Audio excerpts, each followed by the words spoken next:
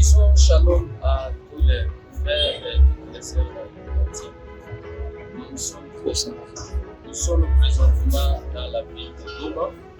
Je suis votre frère Daoud de l'église régionale de Nika.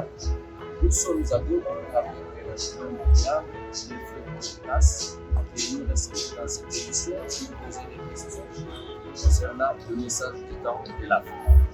Nous avons quelques questions à poser à l'homme de Dieu, maintenant aussi dans le message du temps de la fin. Shalom, frère. Shalom. Yahweh, Yahweh soit avec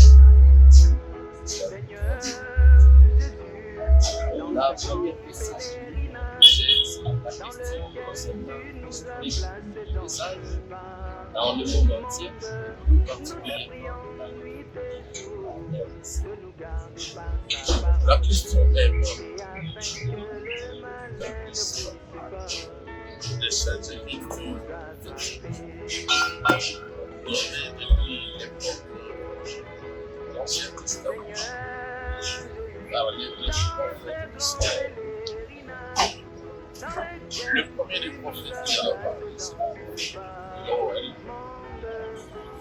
Donc c'est le Joël qui a commencé dans son 12e chapitre. Dans le premier chapitre, il a parlé de ce qu'on devait raconter en général. Concernant la destruction de ce qui a été par le catholique. Ensuite, les hommes, nous avons identifié par ces 4 dénominations critiques.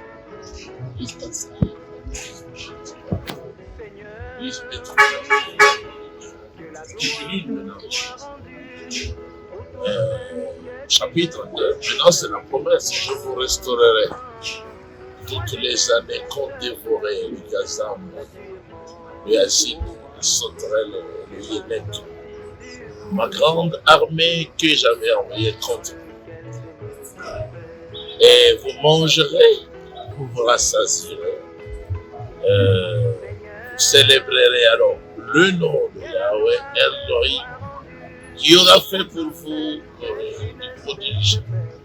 Et mon peuple ne sera plus jamais dans la confusion. C'est-à-dire qu'aujourd'hui, comme le prophète qui a été l'accomplissement de ces écritures prophétiques est venu avec un merveilleux message du temps de la fin, le peuple du Seigneur, où qu'il soit, n'est plus dans la confusion, n'est plus dans la confusion, parce que tout a été révélé, sauf ce qui ne devait pas être révélé.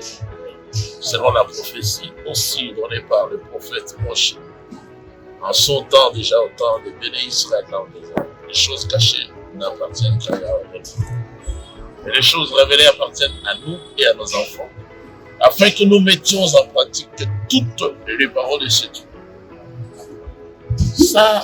Ça nous conduit à prendre un autre prophète, toujours israélite, Daniel, chapitre 12e, le verset 4. Vous allez jusqu'à là. Là, il est dit ce qui est très important, qui définit déjà où se trouve la véritable ecclésia, l'église, où est-ce qu'on peut trouver déjà les vrais serviteurs, et surtout quel sera le message particulier apporté par le prophète qui était l'accomplissement de Joël de Base et qui devait apporter cette lumière dans le monde pour sauver, pour faire tirer le peuple des ténèbres et de la confusion.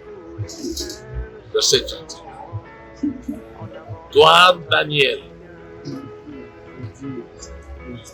tiens ces paroles secrètes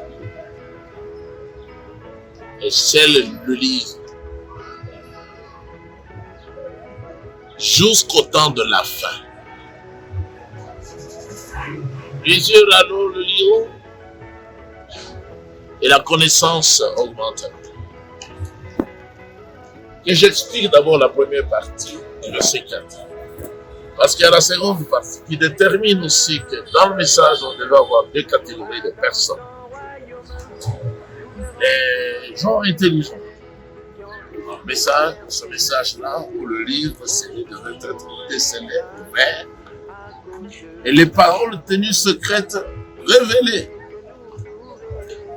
Je dois expliquer ça d'abord, le secret. Le message du temps de la fin est un message essentiellement composé des paroles écrites qui devaient être gardées dans le livre, la Bible, et la Bible en question devait être gardée scellée, c'est-à-dire fermée, jusqu'au temps de la fin. Le temps de la fin, c'est le temps de William. C'est notre temps. Mais le leader, le pasteur, le prophète, le docteur du temps de la fin, c'est le prophète William Branham. Donc, les paroles qui devaient être tenues secrètes, le livre scellé jusqu'au temps de la fin, devait être maintenant, après l'ouverture du livre, par l'ouverture de tous les sections, être lu par les pasteurs, les apôtres, les prophètes, les anges, les femmes. Ça devait être lu, parce que ce sont des paroles qui étaient secrètes. Et la connaissance des lecteurs, déjà là, nous voyons ce qui ne pouvait pas être le message. Des choses non écrites. Comme le 7e psaume, à son ouverture, il y a eu le silence, il n'y a rien dedans. C'est par là aussi que le prophète Branham prophétise en tant qu'Élie le prophète que ceux qui vont s'hasarder de pouvoir spéculer au sujet du 7e psaume alors qu'il n'a rien à l'intérieur, vont s'égarer, ils vont aller plus loin. Tomberont comme vous en avez toujours l'habitude. Actuellement, nous disons que ce sont des tonnerristes. Parce qu'au sujet de ce tonnerre, il avait été dit au prophète, scelle cela, n'écris pas. Donc, ce n'est pas écrit aussi, ça ne devait pas être lu, parce que ce n'était pas une partie du message du temps de la fin. Parce que là, il est dit, plusieurs alors le liront. Mais comment voulez-vous lire quelque chose qui n'a pas été écrit par Yohana, Apocalypse 6, au sujet du 7e psaume, Apocalypse 8, premier verset. C'est le silence. Au sujet de ce tonnerre, n'écris pas. Il n'a pas écrit. Donc tous ceux qui se trompent et qui trompent les autres, du soi-disant message de ce tonnerre sont de faux frères, faux prophètes, faux apôtres, faux pasteurs. Parce qu'il n'y a rien. Et puis eux aussi, ils n'ont rien. Et vous verrez aussi que ce sont les mêmes personnes qui n'acceptent pas la révélation de ce qui a été écrit sur le mariage. Parce que, comme avait dit le prophète Branham, ils vont sortir du cadre des saints Écritures. Et ils s'en sont sortis. Aujourd'hui, là, ils sont bénis. Ils ont déjà émetté leurs croyants qui sont là comme des personnes qui font de recherche pour savoir. Mais d'où viennent les choses qui nous présentent alors qu'il n'y a pas de base? Maintenant, chers frères, le verset 8 et 9, parce que Daniel voulait comprendre quelle sera l'issue, la fin, où nous en sommes. Concernant les guerres et autres choses. La grande guerre que les autres ne voient pas. Et nous sommes seuls à avoir vu ça. Allez, Daniel, toi garde le livre, la Bible, c'est le livre du livre. Qui n'est pas le livre de cette sorte. Le frère, voilà. Mais la Bible, jusqu'au temps de la chute. Les méchants feront le mal dans le message. Ils vont ajouter le 7e. Bref, ils vont répondre. Mais ceux qui auront de l'intelligence comprendront le message de cette suite. Par la grâce. Mais aucun des méchants n'est content. C'est-à-dire que tous ceux qui pensent avoir connu les choses qu'on ne peut pas connaître et que même le Seigneur Yeshua n'a pas connu sont des méchants. Aucun ne comprendra le message. Ni le mariage et le divorce, ni l'enlèvement, ni la résurrection, ni la consolidation. Voilà donc comment ça a été l'accomplissement pour sceller le ministère de William Branham. C'est pour ça qu'il est vraiment président. Mais le Seigneur était sûr d'être procréé pour aller se réaliser. Evan Frank, l'allemand, a été appelé par le Seigneur pour qu'il prenne le message et l'amène.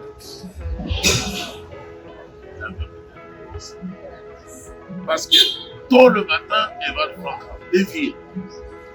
Le Seigneur aussi a commencé tôt le matin à dévier. Il est l'inventeur de la fausse doctrine du message sur les 7 ans. Parce que Evan Frank a mal compris ce qui est arrivé à la montagne, sans cette rampe, avec William Branham, par un seul grand coup de tonnerre. Un seul. William Branham lui dit dans Messieurs, quelle heure est-il? Dans le 7e jour. Alors 7 anges sont apparus pour lui donner l'ordre de retourner à Jeffersonville. Il était temps donc d'ouvrir les 7 sceaux et non de révéler les 7 sceaux parce que tous les sceaux ont été ouverts depuis le 18 mars 63 jusqu'au 24 mars 63. Même si le 7e sceau a été répété 2 fois, ça ne voulait pas dire que il devait encore être ouvert à la salle. Non. Mais alors, maintenant, qu'est-ce qu'on peut encore ajouter? Evan Frank, il a continué. Plusieurs années après, il devint orgueilleux. Il a commencé à modifier les enseignements prophétiques révélés par le Saint-Esprit. Comme le 7e sceau, il s'est égaré, il a dit qu'il s'est révélé. Donc il est tombé. À ce moment-là, on ne peut plus l'appeler serviteur du Seigneur. Ni fidèle, ni intelligent. Vous voyez, il est dit au verset 8e de Daniel, pour ceux qui auront de l'intelligence, comprendre. Maintenant, au sujet de cette sceau, Evan Frank ne comprend plus rien au sujet du 7e sceau et au sujet de cet homme. Il n'est pas fidèle du tout. Il n'est pas intelligent du tout. Il n'est pas prudent du tout. C'est un antichrist. Il se révèle comme étant un démon. Parce que le 7 sceaux, l'ouverture a été scellée par ainsi dit le Seigneur. En 2001, il est venu à Kinshasa pour me combattre. Après qu'il ait parlé beaucoup, après qu'il se soit glorifié, il a parlé à frère Maloumba Benelli de la LVA à l'époque. Nous allons à Kinshasa pour détruire les enseignements du pays. Et Jésus. Moi, je n'ai pas un enseignement particulier à mon âme. Comme le Seigneur l'a dit dans Jean 7. Ma doctrine n'est pas de moi, mais de celui qui m'a envoyé. Moi, j'enseigne, je répète seulement. C'est que le Seigneur a révélé au prophète. Sur les 7 sceaux, je vous lis, moi, surprendre. Pour le 7e sceau, je vais prendre 2 passages. Paragraphe 262 dans leur livre, 206 dans la brochure de Lausanne de l'Allemagne. La raison pour laquelle le 7e sceau n'était pas révélé, n'est pas révélé, ne devait pas être révélé, c'est que personne ne devait connaître ce qu'il y a dedans. Et ils disent, comme des fous, ils disent qu'ils connaissent. Ça que personne ne peut pas connaître. Ils sont des malades mentaux. Maintenant, dans le mariage et le divorce, je répète seulement que la polygamie a dit le prophète du Seigneur, par ainsi dit le Seigneur, que c'est la seconde alliance, la loi du sexe, établie par le Créateur pour toute sa nature. Personne n'a le droit d'effacer ça, comme un enfant, comme les barrières, tous les enfants frères, sont des démons. Parce que c'est le message, c'est l'alliance, c'est la loi divine du Seigneur. pour toute la nature. Personne ne peut effacer ça. Alors, il est venu pour détruire ça. Jusque-là, depuis 2001, il a vu qu'il n'a pas détruit. Il a fait que nous donner un peu de force pour que nous allions. Moi, je l'avais maudit à la porte de l'église à Créfond. J'avais maudit le pasteur Calice à la porte de sa maison. J'ai maudit les enfants de frères et leur délégation à la porte de la voix de Dieu. Sur les deux sujets. Donc, c'est un signe. Comme frère Branham a dit, il y en a qui ne voient pas de signe pour le temps. Donc, du fait que les croyants de l'église primitive se sont mis debout pour contredire, pour combattre, pour rétablir la vérité du message et du vin, c'est un grand signe concernant le temps de la fin. Il a été dit par frère Branham, je vous enseigne aujourd'hui, le temps est le signe de l'ignorance. Ce que j'ai découvert hier, après avoir fait cette lecture, j'étais encore jeune. Et pas encore marié du tout. J'étais encore âgé. Ce qui est arrivé au temps de Yeshua, ils se sont unis. Les religieux se sont unis pour le rejeter, lui, son message et son signe messianique. Ça a attiré les Romains à s'unir aussi pour venir avec Titus. J'ai pris la vie et le temps. Mais mon homme dit, c'est ça qui arrive maintenant.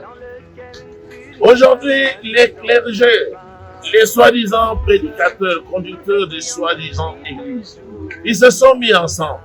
Vous voyez, catholiques, protestants, ils se mettent ensemble, les méthodistes et pentecôtistes, dans un mouvement spirituel appelé écuménisme, pour rejeter le message du temps de la fin, s'il vous plaît. Evan Frank, les enfants de Branham, les Varout et les autres, les Dioka, ils se mettent tous ensemble pour rejeter le message divin. Alors, Branham, dans cet enseignement, il dit, le communisme est en train d'unir aussi les nations pour détruire l'Église. Où sont les signes? Ce sont les vrais croyants, la véritable assemblée qui soutient et démontre le message, rétablit la vérité. Voilà les signes. C'est écrit comme ça aussi dans le livre de Yoel, je pense, où il est dit, vous êtes devant Yoshua, vous êtes des gens qui serviront des signes. Aujourd'hui, si quelqu'un ne voit pas, pour avoir dit à Evan Frank, tu as menti. Les preuves sont démontrées. Et il a fait. Pour avoir dit aux enfants du frère Branham, tout était dit pour les Joseph Branham, vous avez trompé ici, vous avez coupé. Si les gens ne voyaient pas là que c'est un signe spirituel majeur, ils n'ont pas été destinés à voir ça.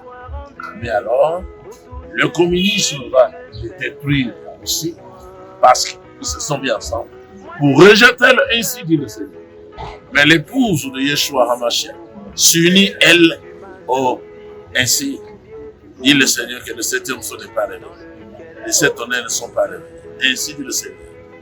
Le mariage et le divorce, dans son point de la révélation, c'est que nous sommes, après le commencement, la loi du sexe instituée par le Seigneur. Et pour toute la nature, pour les animaux qui sont dans les montagnes, partout, même dans les champs, il y a des plantes polygames. C'est aussi ainsi dit le Seigneur de vous. Voilà comment le message a évolué et continue à être soutenu sur toute la terre. Il y a eu trois temps. Le temps de William, le temps de Vatran, maintenant c'est le temps de Avant de reposer la question suivante, juste une précision par rapport à ceux qui disent qu'il y a le 8e messager. Donc c'est Joseph Branham et d'autres même considèrent Cap Philippe comme leur 8e messager. Partout dans le monde, il y a des confusions par rapport à ça. Comme vous avez dit que William Marion était le leader du message, après lui, vous avez démontré que c'est pas tout le monde qui a relève. Maintenant, aujourd'hui, il y a le 8e message. Au programme du Saint-Esprit, par ainsi dit le Seigneur Yeshua lui-même, il a été montré à l'apôtre Yohanan, l'apôtre bien-aimé du Seigneur. Il y aura seulement 7 phases de l'Église. Donc 7 périodes, 7 âges de son Église. Et dans sa main droite du Seigneur Yeshua, sur l'île de Patmos. Yohanan a vu 7 étoiles seulement, pas 8 étoiles, dans sa main droite. Donc, il a été dévoilé depuis le premier chapitre d'Apocalypse. Chapitre 1er, chapitre 2e, chapitre 3e. Au chapitre 1er, c'est la présentation globale de l'Église. Chapitre 2 et chapitre 3, c'est l'analyse ou le déploiement, l'évolution de cette Église-là, l'unique Église, en cette période. Avec les 7 messagers, 7. Le tout premier, c'était l'apôtre Paul, avait révélé le nom de Yeshua, William Marion. Le dernier dans son église, c'est William Marion, en tant que prophète. Donc, il a été dit, scelle le livre, garde les paroles ici, cachées, jusqu'au temps de la fin. Quand c'est déjà révélé, c'est fini, nous n'avons pas, on ne pouvait pas avoir besoin d'un 8e messager parce qu'au programme, il n'y en avait que ça. Malheureusement, les autres là, ils montrent simplement qu'ils ne pourront pas faire partie du message. Ils ne seront pas enlevés, ils doivent être sur la terre lorsque les conditions tomberont pour avoir ajouté dans la main du Seigneur une autre étoile d'abord. Il n'y a pas eu cette étoile appelée 8e étoile. Alors le 8e messager vient. Donc ce ne sont que des débuts. Donc la question suivante concerne toujours la femme. Nous voulons avoir une petite précision sur la chute de Val de Franck, comment il est tombé, et il est tombé sur quel point et quel point du message. Parce que beaucoup de gens entendent seulement dire que Val de Franck est tombé, mais ils n'ont pas vraiment la précision de savoir qu'il est tombé sur quel point du message. C'est une bonne question. Il est tombé premièrement sur le plan des 7 tonnerres de l'histoire. Et il n'y avait personne pour le dire. Nous n'étions pas.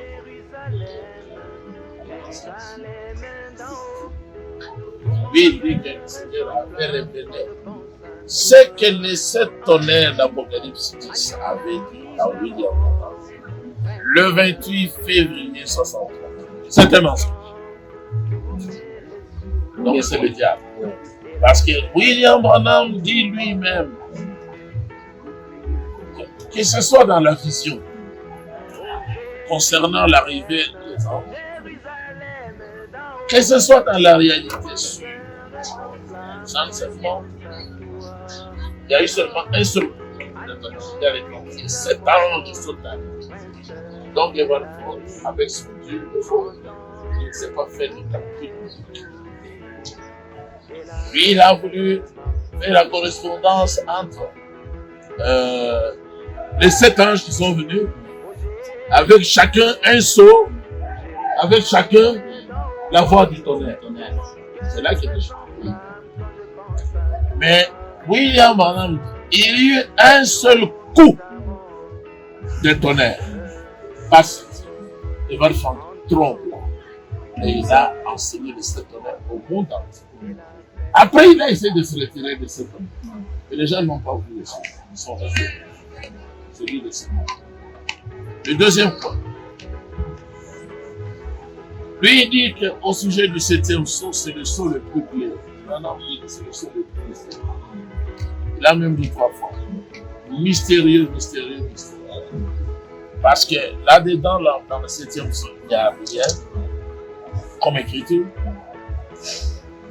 Pas de mystère, écrit, pas d'indice. Il faudrait que ça vienne du ciel. Et le soir, il a démontré comment ça allait venir du ciel. Au paragraphe 391 ou 300. C'est par les 7 mois de cet tonnerre qu'il y aura la révélation en ce temps-là du 7e siècle. Parce que Christ a dit que c'est la deuxième question. Maintenant encore, lui il dit que Apocalypse 8, depuis le 2e verset 12 en bas, les trompettes là au nombre de 7, c'est ça Et ce qui est le contenu du septième jour, encore un blasphème à un ancien. Bah, ainsi dit le Seigneur, le prophète Manuel, tel les trompettes, chapitre 9, 10, 11. On s'en est dessous. Et non le septième jour. Dans le septième jour, le septième jour, voilà. Continuons, c'est le mariage. Il a nié, il a insulté la loi du sexe que le prophète a dit au monde entier. Et c'est la seconde alliance de Dieu avec la il a insulté. Voilà l'ensemble, quelquefois l'ensemble des points auxquels nous ce jour, il y a aussi là où je suis est largement tombé. Mais maintenant, il a rejeté comme ça. Mais il a poursuivi l'enseignement mariage et le divorce. Dans sa lettre qu'il m'a écrite et dans son livre blasphématoire appelé Les hommes posent des questions, et Dieu répond. Dieu c'est lui. Alors, quand on lui a posé la question sur le mariage et le divorce, dans la lettre m'adressée, dans ses écrits actuels, partout on a écrit polygamie, il a enlevé. Moi je l'ai attrapé, je l'ai suivi jusqu'à là, il a foutu. Je lui ai montré, c'est ici où tu as c'est ici où tu as coupé. Il a foutu, il a manqué. Voilà ensemble un peu, peu de mots, peu d'éclaircissements. Mais il y a beaucoup. C'est là où il est tombé. Il n'est pas le serviteur fidèle. Il n'est pas le serviteur intelligent. C'est un démon et un antichrist. Nous l'avons suivi dire. Et Frère Branham a commis une erreur en lisant seulement le verset 1 d'Apocalypse.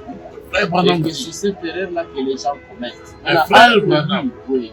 Frère Branham, lui, il dit ceci. On peut aller ici. Frère Branham, il dit, on se met entre deux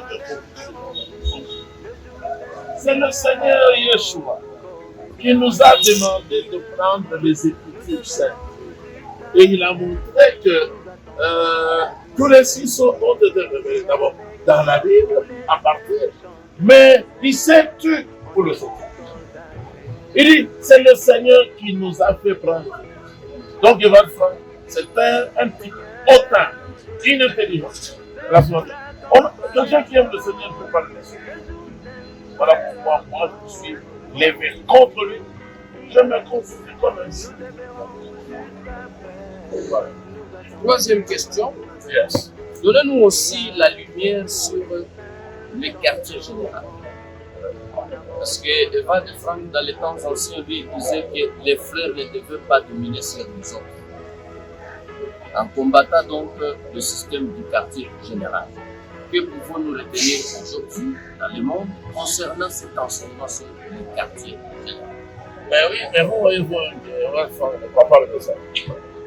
Or, le rétablissement de toutes choses promis selon le prophète Joël, chapitre 2, 5, Malachie 4, 5 et 6, Matthieu 17, 11 et 12, finalement, Acte 3, de 19 à 21, inclut aussi le rétablissement du quartier général. Attention, selon Frère Branham, dans se ranger du côté de Yeshua HaMashiach.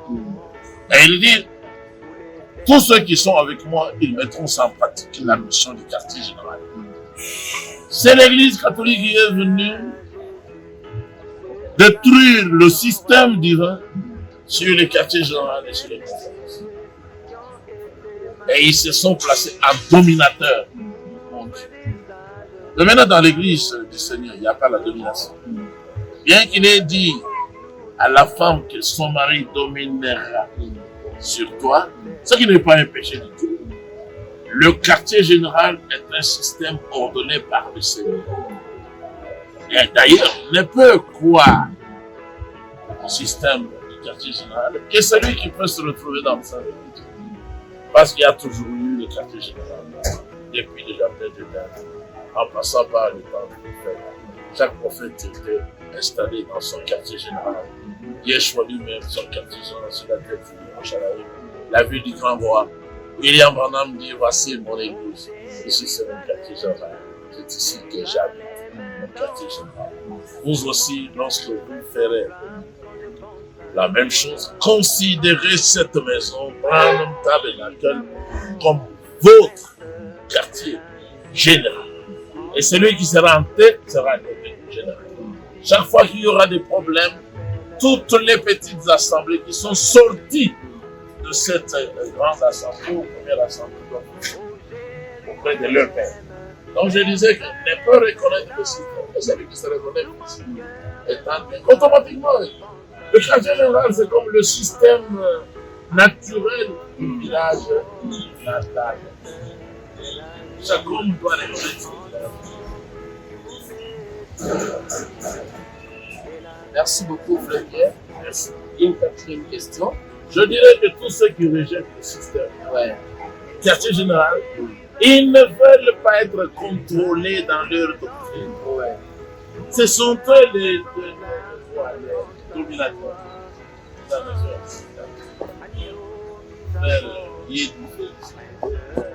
Il croyait hypocritement, mais il avait son quartier général lui-même.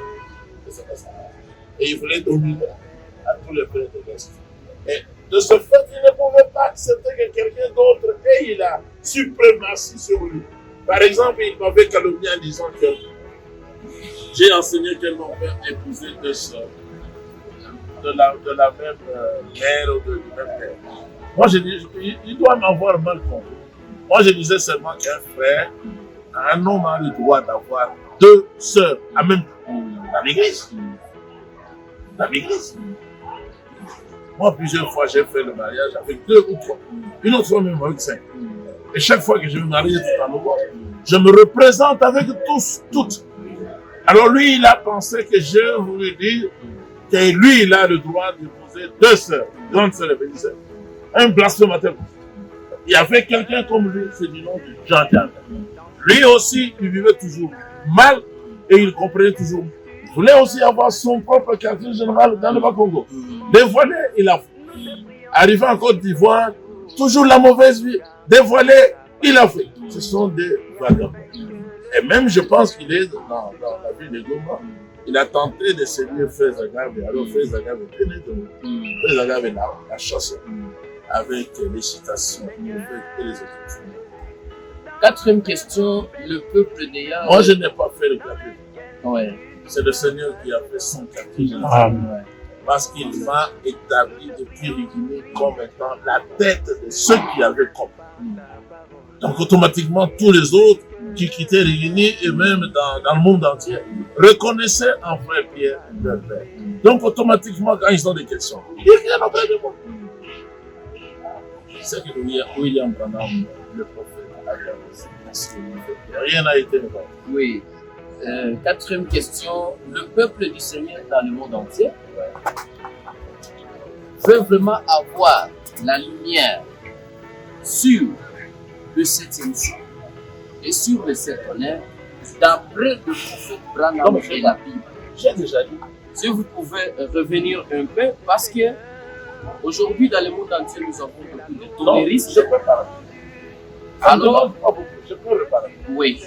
Le 7e son, vous le trouverez uniquement dans Apocalypse 8, premier verset. C'est tout. C'est le silence. Avec le silence, il n'y a rien à dévoiler. Le prophète Branham, dans le paragraphe 321 du 7e son, dit, moi je ne connais pas. Il n'y a personne sur terre qui connaît. Ni sur la terre, ni en ciel. Sauf Elohim. C'est simple comme ça, c'est simple. Et puis il a dit à la fin, ainsi dit le Seigneur. Dans les questions et réponses, il avait dit, si vous essayez de spéculer au sujet du 7e son, vous allez sortir de la Bible, vous êtes égarés. Ils sont tous égarés. Les 7 honneurs, Apocalypse 10, 3 et 4. Le mystère en 7 points n'a jamais été révélé à Frère Branham. Parce que ce n'était pas encore. au sujet de cet honneur, Frère Branham ne devait même pas toucher à ça. Pourquoi? Parce que ce n'était pas écrit. Son ministère consistait à toucher le mystère, était caché. Il a dit au sujet de cet honneur, ça ne doit pas vous étonner, ce n'est même pas écrit dans la parole. Quand Dieu dévoilé, il a dit, si vous essayez de tordre le sens, comme parfois, comme ses enfants, comme les Barouti, les Dioka, tous les tonneristes, les Kabunga et tous les autres, les Vibidina tous, vous n'êtes pas la sémence, c'est-à-dire vous n'êtes pas sorti de la Bible, vous n'êtes pas tiré de la sémence, la Bible. Il a dit, c'est tout. C'est ça, c'est tout. Donc le 7e sceau a été, disons, les 7 honneurs ont été évoqués par le prophète à cause du silence non connu du 7e sceau. Ce sont 2 mystères unis, collés. Voilà. Merci beaucoup, Frère Pierre. Peut-être que c'est la dernière question. Question numéro 5. C'est concernant le pardon accordé à Frère Branham sur la montagne. C'est une grande question. Beaucoup de gens disent que Frère Branham a reçu le pardon pour les gens qui étaient polygames dans son assemblée. Et c'est comme ça qu'aujourd'hui sur la terre, il y a beaucoup de troubles. On ne sait pas la vérité, c'est quoi entre ce que disent ces gens-là et ce que d'autres disent parce qu'il y a une contradiction. Mais comme je l'ai dit, je l'ai dit sans livre, je vais citer le prophète Daniel, chapitre 10. Ceux qui auront de l'intelligence comprendront. Et aucun de mes gens ne comprendra. Ça, il a dit. C'est ça. Comment, si quelqu'un est intelligent, peut calomnier tout un grand prophète, peut donc calomnier le ciel tout entier en disant que le pardon a été accordé au polygame. Ça, c'est le manque d'intelligence, le manque total d'intelligence. Le pardon n'a été accordé qu'à ceux qui vivaient dans le mal, dans l'adultère. Parce que le prophète a condamné l'adultère. D'entrée de jeu, il a dit Ève et le serpent. Le péché qu'ils avaient commis, c'était le sexe. C'était l'adultère, la sexualité. C'est ça le fruit qui était défendu et qui est encore défendu jusqu'aujourd'hui. Maintenant, pour corriger son péché, le Seigneur a établi la loi du sexe, qui est la loi. Maintenant, au sujet de l'intelligence, vous qui écoutez dans le monde entier, comment voulez-vous que le Seigneur pardonne à ceux qui se sont mariés conformément à son alliance, à plusieurs femmes? Et pourquoi il n'a pas pardonné à Abraham? Pourquoi n'a-t-il pas pardonné à David après avoir donné à David beaucoup de femmes et après lui avoir promis de lui arracher? Non, c'est la folie. Ces gens-là sont égarés. Le pardon a été accordé à ceux qui voulaient se séparer parce qu'ils avaient compris que d'après l'exposé de William Branham, ils vivaient dans l'adultère pour s'être mariés à des femmes de Dieu. C'est tout. Voilà pourquoi dans la conclusion, selon l'Allemagne Lausanne, 226, le Seigneur dit, mon frère, nous nous trouvons dans cette conclusion à cause des interprétations, comme c'est des théologiens. Voilà pourquoi vous les hommes, vous les femmes d'abord, vous vous êtes mariés la seconde fois. Voilà le péché qui était parti. Et que vous les hommes, vous les avez épousés. Qui? Les femmes divorcées. Voilà les gens qui étaient morts.